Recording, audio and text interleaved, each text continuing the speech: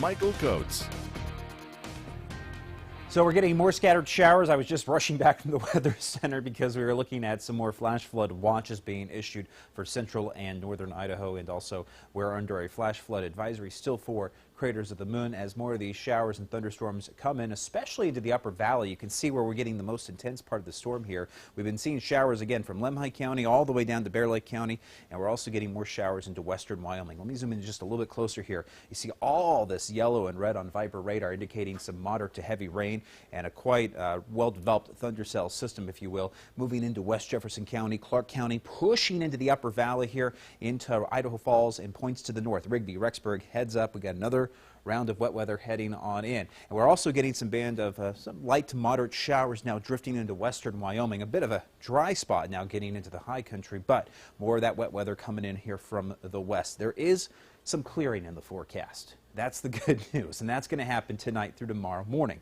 However, the flooding potential is still going to be very elevated as we head into the weekend. Why? Well, the ground is saturated all across Idaho and Wyoming, the entire viewing area. We've seen flash flooding in many of the local cities here for the past couple of weeks. So we're going to have that elevated risk for flash flooding on Saturday and Sunday, even though we're going to get a bit of some sunshine tomorrow. Don't let that fool you. We do have a flash flood watch pretty much for all of central Idaho. We may see that extended further as we head into the weekend with more of these showers and thunderstorms into Saturday and Sunday. So from Butte County all the way up into Kester, Lemhi County, Idaho County, Blaine County, all the counties in central Idaho mountains are going to be under a flash flood watch or advisory of some sort as we go through the next couple of days here. Couple lows here. This is the low that we've been dealing with for the past couple of days. Here's the weekend low. That's starting to move into Idaho. So we have the double-barreled low with the jet stream going all the way down to the south. Now, I'm zooming out pretty wide here. I want to show you Hurricane Marie.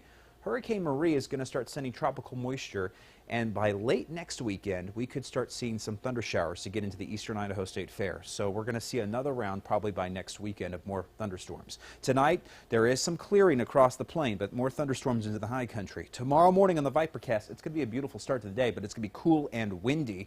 We're going to see some cooler than average temperatures. Then we're looking for more scattered showers and thunderstorms by tomorrow afternoon, especially central Idaho just covered with that cloud cover. And then Saturday afternoon around 6 o'clock, here comes another round of wet weather as we go through the next couple of days here. And then as we get into Sunday, same deal. And then as we go into Monday, we're also looking to bring in more scattered showers and thunderstorms. Winds around 15 to 25 miles per hour, and we're at 20 degrees below average for temperatures for daytime highs. 40s and 30s into the central mountain Idaho communities at 38 for Stanley, 47 for Idaho Falls, 41 for Island Park at Jackson, 44 for Driggs, upper 40s in Blackfoot, 49 for Pocatello, 49 in Burley, with 47 for Lava Hot Springs, mid 40s for Soda, and the lower 40s for Afton. Temperatures tomorrow coming back. We're pushing numbers here to warmer, well, I should say cooler levels here. We're nowhere near warmer temperatures. Had that a little backwards in my mind for a second, but we're at 66 for Pocatello. Here's wishful thinking, right? 65 for American Falls, 66 for Blackfoot, and 65 in Idaho Falls, 61 in Driggs and Jackson, 58 in Island Park, and 66 in Salmon. Now, the temperatures will begin to warm as we get into next week here once we shake off this pattern, but windy conditions, stormy weather for tomorrow afternoon, highs around 65.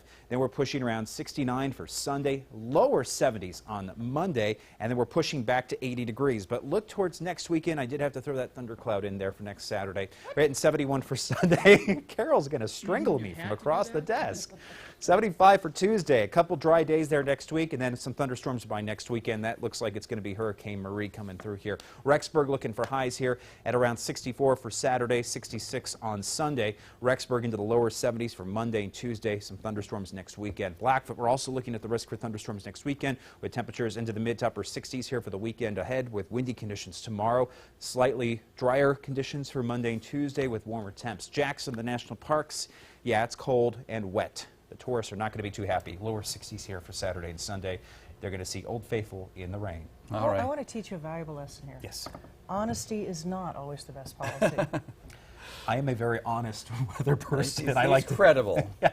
Good news and or bad? I put that thundercloud in there, but for next weekend because the leftovers of Hurricane Marie coming up this way. Something in Mexico can affect us all the way up here. Yeah. All right. Thank you, Michael. Well, here's what we're working out for